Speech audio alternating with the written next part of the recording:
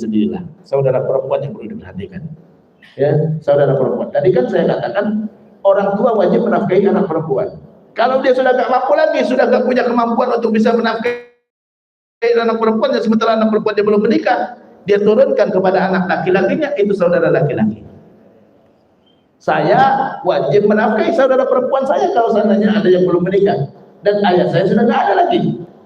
Jadi nggak ada yang wajib menafkahi dia, ya nggak ada yang bisa menafkahi dia kecuali saya. Turunkan kepada anak laki-lakinya. Jadi setelah orang tua, saudara. Saudara apa? Saudara perempuan. Saudara laki-laki cari duit sendiri dah. Ya, laki-laki kan jadi nafkah. Tapi kalau perempuan selalu dinafkahi. Kenapa? Karena saudara perempuan ini kalau mau menikah, siapa yang menikahkan? Saudara laki-lakinya. Saudara laki-laki yang menikahkan.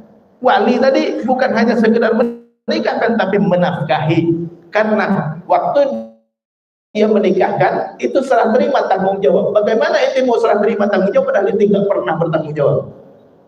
Banyak orang tahunya menikahkan, padahal menikahkan itu menyerahkan hak dan tanggung jawab. Bagaimana itu menyerahkan hak dan tanggung jawab padahal itu nggak pernah bertanggung jawab? Jadi saudara laki-laki punya kewajiban kepada saudara perempuannya. Apa syaratnya? Ada syaratnya. Ada syaratnya. Saudara laki-laki kalau dia punya keterbatasan ditanggung sama saudara laki-lakinya. Punya keterbatasan saudara laki-laki, Ustadz, ada saudara laki-laki saya punya keterbatasan, ada gangguan sehingga dia nggak jadi nafkah, saudara laki-lakinya ambil alih tanggung jawab tersebut karena dia berhak dinafkahi sama ayahnya. Siapapun yang berhak dinafkahi sama ayah, dia ambil alih sama anak laki-lakinya. Yang kedua, anak perempuan, saudara perempuan kalau dia belum menikah. Kalau dia sudah menikah, tanggung jawab ada di suaminya, ya. Kalau dia sudah menikah, tanggung jawab di suaminya. Ustaz, saudara perempuan saya sudah menikah, tapi suaminya nggak mampu, gitu kan ya. Hidupnya penuh dengan keprihatinan. Apakah wajib? Tidak. Kewajibannya ada di suaminya. Kewajiban ada di suaminya. Kita adalah levelnya kedua, ya. Karena suami ngambil alih kewajiban ayah dan kewajiban saudara laki-laki tadi.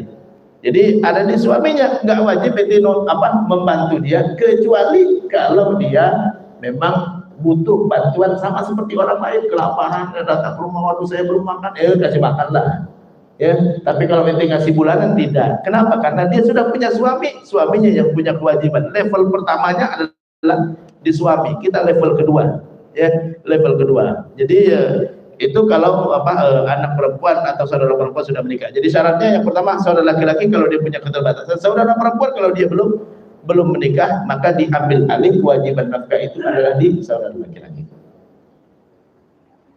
Siapa yang berikutnya yang berani nafkahi? Keponakan. Keponakan dari mana? Keponakan dari saudara laki-laki. Keponakan dari saudara laki-laki. Keponakan dari saudara perempuan tidak. Kalau keponakan dari saudara perempuan larinya ke sono, larinya ke suaminya, ke bapaknya.